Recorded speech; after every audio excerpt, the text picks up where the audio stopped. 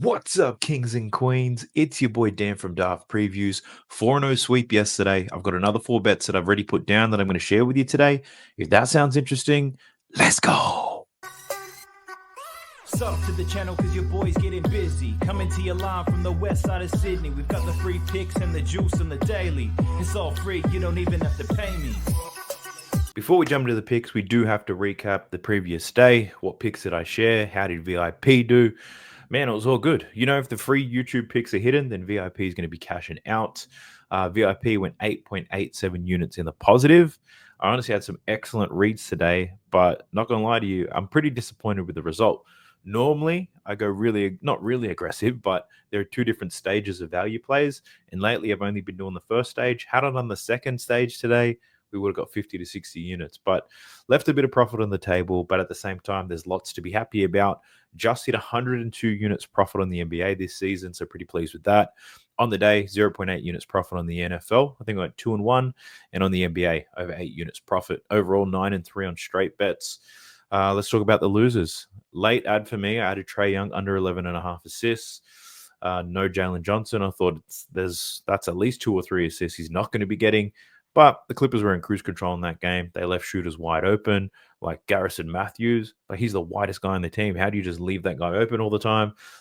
It looked like an exhibition game. It looked like an LA Fitness type of thing. They'll just run it up and down the court. Blowout, pretty clear. But Trae smashed his assist line. So I lost there. Had a system play of Dame Lillard over 3.5 rebounds. That flopped. I honestly should have avoided Dame given how much people were just betting on him in general, but you live and you learn. And Joe Burrow over 36.5 longest pass completion. That didn't happen either, but a whole lot of winners. Let's talk about this. Malik Beasley, I took him over 15.5 points, and this is the exact reason why you don't have ban lists. I think 100 people reacted to the last video saying Malik Beasley's banned. Well, you don't ban players, you just wait for them to find the best opportunity. Malik Beasley took advantage of that today. 15.5 points, easy money. Denny Advia over 24.5 PRA. That was easy as well. That was sweat free. Colin Sexton over 15.5 points. I did get a little bit nervous. He took a whole lot of shots. I was already thinking to myself, if this bet loses, it's going to be another great bet that goes down the drain because the volume was crazy, but he managed to cash it late. Kevin Durant over 10.5 rebounds and assists. That was easy money. That line moved to 11.5, and he blew that out of the water pretty easy too. Nikola Jokic over his points, over his 3-pointers made prop. We cash on both of those things. My man delivered. And then the big Karl Anthony Towns over 23.5 points, kills it. 44 points today, 46. I don't know. I'll stop counting once he cashed his bet, to be honest. And on the NFL, Lamar Jackson and Pat Frymuth, we cashed 2 of those. Also hit some value plays. We had a Denny Advia value play at plus 250, the big we hit one on Wemby, and we hit one of the doubles. So let me show you a couple screenshots. This was the day. 23 bets, 8.8 units profit.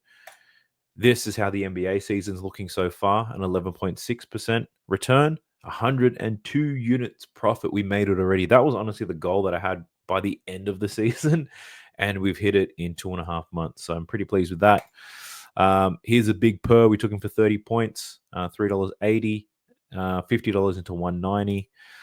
And then this is the Denny Advia value play. That was pretty sweat-free, $50 into 175. And then Wemby, I told you the under in points, baby, over in turnovers, $50 into 160. And then we could have cashed out hard. We got hooked here. Nikola Jokic needed 1 rebound to cash this full set. That would have won me about $1,500, but $75 into 332. We take the small win there. But look, another pretty good day in VIP. So if you guys are interested in joining VIP, I'm going to celebrate Malik Beasley today. He scored 23 points. He broke backboards yesterday, but he delivered. So use the code Beasley to get 40% off VIP. That's only 23 redemptions available. I did share this on Winnable already, so a couple of them have been used up. So go ahead and check that out. The links for the video description below. And if you just want to try out VIP, which I'd encourage you guys to do because VIP is not for everybody. My strategy is very different. You can get into VIP in a 30-day trial if you download, sign up, and deposit $10 to Dabble and Parlay Play. I'll also be doing a giveaway once we hit 50 referrals. I'll give $100 to 3 different people. So do all that, send me an email, and I'll get you into VIP real quick. The links for everything is in the video description below. Go ahead and check it out. Now let's get into these 4 plays. Let's go. We're jumping into props madness. This is the best tool you're going to find for NBA player prop betting. Go ahead and check it out. 7-day free trial. That's in the description as well. And use the code DAFT when you sign up. You'll get 25% off. Now, it is very late as I record this. And your boy, meaning me, I'm actually going back to work tomorrow. So I'll be back in the office, which means I can't stay up too late because I've got to be up early as hell. So sad news for you guys. I'm not going to be deep diving today. I'm going to give you the 4 picks. I'm going to wish you guys the best. And I'm going to get the hell out of here. But let's jump into it, shall we? I'm going to focus my bets on 2 games for you. I've got 4 bets to share. We'll talk about the Celtics and the Thunder. I think there's value in that game, and the Pelicans and the Wizards. All the other games, they're pretty meh. There's some game time decisions, so I don't want to waste your time with any of that. So let's talk about the Celtics versus the Thunder. Possible finals preview, perhaps. Pretty excited for this one. This one kicks off at 7:30 a.m. So when I'm driving to work, I'll be listening to this. I've got 2 different bets in this game. They're both on the Boston Celtics. So whilst we're in this game, I might give you my hesitations around the Thunder. Let's see how we go. I don't follow instructions very well. I'm not following a script. I'm not overly prepared, if I'm being honest with you guys, but let's talk about it. So my first play, we're going with Jason Tatum. My boy. He's in my top 3 list. Top 3 players I wish I never get to see. Full respect to him. He's a great player. I just don't like him. Everyone knows that. I'm betting Jason Tatum over 9.5 rebounds today. And hit rate bettors are not going to touch this. He's gone under in 4 straight games. So I doubt many people are going to be betting on this either. But Jason Tatum, over 9.5 rebounds. And why do I like it? There's a couple of reasons. First, the main reason why I like it is that Kristaps Porzingis is back. Now, let me show you his numbers with and without Porzingis. Firstly, I want to play with the minutes filter because I know Jason Tatum's going to play a ton of minutes today, provided there's no blowout. The Celtics have been prone to blowing some teams out, so the minutes can be a little bit difficult if you're just looking at the whole season starter. But I would expect a minimum of 35 minutes today for Jason Tatum. Having a look here, in games where he's played over 35 minutes without Kristaps Porzingis this season, he's hit this line in 6 out of 17 games, averaging 8.8 rebounds. It's not good. But if we flip that on its head and we look at games with Kristaps Porzingis, we can see that he's covered this line in 6 out of 7 games, averaging 12.4 rebounds. Now, why is that? Well, with Porzingis in the lineup, the Boston Celtics actually have some rim defense. And with better rim defense, it allows more opportunities to get boards. So it's as simple as that. We've known this all season. Shout out to my boy, Josh from Land Your Bets. I know he loves this type of stuff. I'm pretty sure he's going to bring this up in his live stream tomorrow. But Jason Tatum, going to eat some boards in this game, I think. I took the over 9.5. If you want to get sexy with it, you can maybe add something else, but you don't need to. The lines are nice. Minus 110-ish, minus 115. We'll see if I really move lines here. Now, if this moves to 10.5, I would take it, but only if it's at plus money. But I doubt that it will. I don't think it's going to be too heavily backed. Not only does he rebound a lot better with the Kristaps Porzingis, this Oklahoma City Thunder team, one of the only weaknesses that they have is they don't rebound very well. They actually allow the 2nd most rebounds in the league. So a ton of rebounds being given out. I also did a little bit of this. I went back into last season's data, looked at the 2 head-to-head games that he's had against OKC. 13 rebounds in one game, 7 rebounds in the other. In this second game, there was no SGA, so it was a Boston beatdown. They won by 35. Tatum only plays 29 minutes and gets 7 rebounds. So I did some hood math for you guys by basically getting his total minutes played, his total rebounds played, mashed them all together, breaking it down. He pretty much gets a rebound every 3 minutes. So Jason Tatum playing at about 36 minutes tonight, he should finish on at least 11 rebounds. There's a bit of hood maths. Let me know what your thoughts are in the comment section below. Hashtag hood math. Do people even do hashtags anymore? I don't know. I'm getting old. But that's a bit of hood math for you. I think Jason Tatum gets at least 11 rebounds in this game. The matchup is nice. Kristaps is around. Let's make it happen, JT. Don't give me another reason to hate you. That's all I'm going to say. My next play, also within the same game, we're looking at Drew Holiday. Now, for this particular play for Drew Holiday, I went deep into my bag for this one. So looking at his 3-pointers made prop. He's hit this in 16 out of 27 games this season, averaging 1.9 3-pointers made. But why am I taking him for 3-pointers today? First reason is looking at OKC's defense. So OKC, they do give up points to spot-up shooters. This is why I bet on Derrick Jones Jr. against them. This is why I bet on Jalen Wells against them. It's one of their only weak points when it comes to giving up buckets. But if you look at the shot chart, OKC doesn't allow many points in the paint. They allow the fewest points in the paint. They definitely don't allow a point above the break. The main weak spot there is around the corners, right? So we know how they play defense, where they give up the points. Drew Holiday lives in the corners and above the break most of the time as a designated spot-up shooter. Now, the Celtics, they are a team that relies heavily on the 3-point shot. So if they're pretty much the instruction to everybody out there is if you're wide open, just take the shot. And I think Drew Holiday is going to make it happen. Drew Holiday is the perfect type of player this OKC Thunder team will allow to shoot those 3-pointers. They're going to give him that shot as often as he wants it. Now, when I said I went deep into my bag, check this out. So the OKC Thunder allow the fewest points in the paint.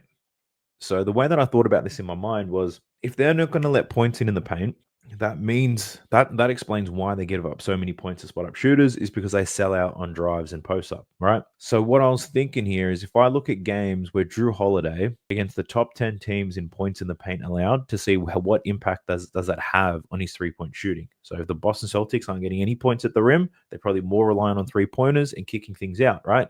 And then I played with Props Madness, looking at the top 10 teams, points in the paint allowed, and how Drew Holiday's gone. He's over this line in 10 out of 13 games, a 76% hit rate, averaging 2.2 3-pointers made. And it all makes sense, right? These teams aren't going to let you get layups on them, or not uncontested anyway. They're not going to give up easy buckets down low. They're going to force you to kick it out to shooters. Therefore, Drew Holiday is going to be the man that's wide open. To make sure I wasn't going crazy on this one, I actually went back and looked at the film from the last 2 games, and it pretty much fits the bill. This is what I found. Whenever it's Tatum or Brown, if they drive into the paint, that defense is going to collapse. Drew Holiday is going to be open in the corner.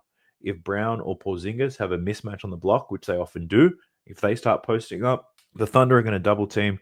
Drew Holiday is going to be open on the weak side.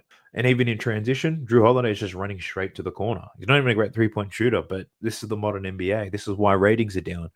I just feel like there's so many different ways that this is going to happen. I think Drew Holiday gets some volume today. If he doesn't take at least 5 to 6 3-pointers in this game, I'd say that's a horrible read, and I wasted my time doing this deep dive, but I hope he gets there. So Drew Holiday over 1.5 3-pointers made is my second pick. Now, whilst we're in this game real quick, SGA, I did consider his over in his points prop, 31.5. He's going to play a ton of minutes. Boston are going to let him play one-on-one with them. I just think it's going to be sweaty as hell if he does get there. I think it's going to be late. Isaiah Hartenstein on the boards might be a little bit difficult. This Celtics team with Kristaps, Al Horford, they're going to be spreading the floor real deep and wide. Not deep. They're going to spread it wide. Just talking about spreading it wide, I'll tell you a story. No, I won't tell you a story. But the floor's going to be spread out real wide. Isaiah Hartenstein's going to have to do a lot of defense on the perimeter. I don't know if he can get the rebounds today. So those are my hesitations on the OKC team. But I do like the 2 bets that I'm rolling with on the Boston Celtics. Pumping the brakes real quick to remind you to like the video, subscribe to the channel if you haven't already. Your boy's trying to get to 23,000 subscribers, and we are growing quickly, and I need your help to do so. Drop me a comment down below. You can say absolutely anything. You can tell me about the hood math. You can tell me what your thoughts are on the bets. You can tell me how much money we won yesterday on the sweep. I'd love to hear that. I'm going to read every single comment when I wake up in the morning to help your boy out. That algorithm is going to push this video out to more people if you do so. I appreciate you. Let's get into these last 2 bets. We're looking at the Pelicans versus the Wizards. Now, these guys just played each other a couple of days ago. So it's a back-to-back set for these teams. And just like we did on the Spurs versus the Nuggets, had some excellent reads in that game. I actually wish I built a same game parlay, because I pretty much read everything right in that Spurs game. Like from Jokic overs to Wemby unders to MPJ going over to Chris Paul assists. Like, these are all things I had in my mind. Would have been great to put all that stuff together, but what can you do? Now, we see a back-to-back set here. I've got a couple strong opinions on this one. I've got 2 different bets I'm going to share with you, and both of these are somewhat correlated. So for my first bet, we're going to talk about Trey Murphy today. Taking him over 23.5 points. Now, he's only hit this in 7 out of 22 games this season. And when they last played each other more recently, he only scored 17 points in that game. So why the hell am I taking this Trey Murphy the third? Well, I like him for a bounce-back game here. It's a back-to-back set. In this last game, check this out. He shot 5 for 19 in that game, 2 from 8 from deep. And this Wizards team, their defense is awful. Trey Murphy just couldn't get it done. Played around with Props Madness here, and I looked at all the games where he took 17 shots. Let's be conservative. In games where Trey Murphy takes a minimum of 17 shot attempts, he's over this line in 6 out of 8 games, averaging 26 points per game. So him struggling to shoot that well against the Washington Wizards, it's clearly an outlier. The thing I love about it, though, is that even though Trey Murphy was missing shots, he kept shooting anyway. So can you imagine how many times he would have shot the ball if he was making them? I think there's a great opportunity here for Trey Murphy to really pop off. Another thing you factor in is CJ McCollum dropped a 50 piece on that Washington Wizards team, and Trey Murphy still managed to take 19 shots despite CJ popping off a 50. Now, my assumption is, using common sense, the Washington Wizards are going to do something different to try to slow down CJ McCollum. Like, surely they have to, right? And whatever it is, I don't know what they're going to do. If they're slowing down CJ McCollum, it's going to open up even more opportunities for Trey Murphy. Now, another thing I like about this, in that last game, his line was at 21.5, only finished with 17. In this game, 23.5. So even the books are telling us that they think he's going to have a better game in this one. So I'm going to have to side with the books here. I like the over 23.5 for Trey Murphy. We're talking high volume and improvement in his shot percentage against a terrible defense. Come on, man. Let's do it. Trey Murphy, I like his over in points. And then my last play, we're running with DeJounte Murray. Looking at his assists today. Looking at 8.5 assists for DeJounte Murray. Now, I liked his over in the last game. It was at 7.5. I didn't take it because I had just taken his over against the Miami Heat, 7.5. He finished on 7, only 8 potentials. So that kind of turned me off a little bit. In a way, similar to Malik Beasley today, so many people didn't bet him because of what he did the day prior, and we get punished for that. So you got to put your emotions aside. And I know this happens all the time. Just because they burn you doesn't mean they're a bad bet the next game. If anything, that might be a great bet. We live and we learn. So I liked it at 7.5, and he got 12 assists. Now in this game, the line's at 8.5. I love how this play correlates to Trey Murphy's points. So CJ McCollum scores 50 points in that last game. DeJounte Murray only had 2 assists that went to CJ McCollum, which is crazy. I would have thought at least half of them went to him, but no. Only 2 assists went to CJ McCollum. DeJounte Murray actually had 8 passes to Trey Murphy that could have resulted in assists, but Trey Murphy was too busy out there building a brick house. Looking at the film, a lot of DeJounte Murray's in this assists in these matchups, they're going to go to a lot of people cutting to the basket. Trey Murphy, Missy, and Herb Jones. When these guys catch and attack the basket, these are all assists if they make it, right? And that's how DeJounte Murray got a lot of his assists. It actually wasn't to shooters. It was people attacking the rack.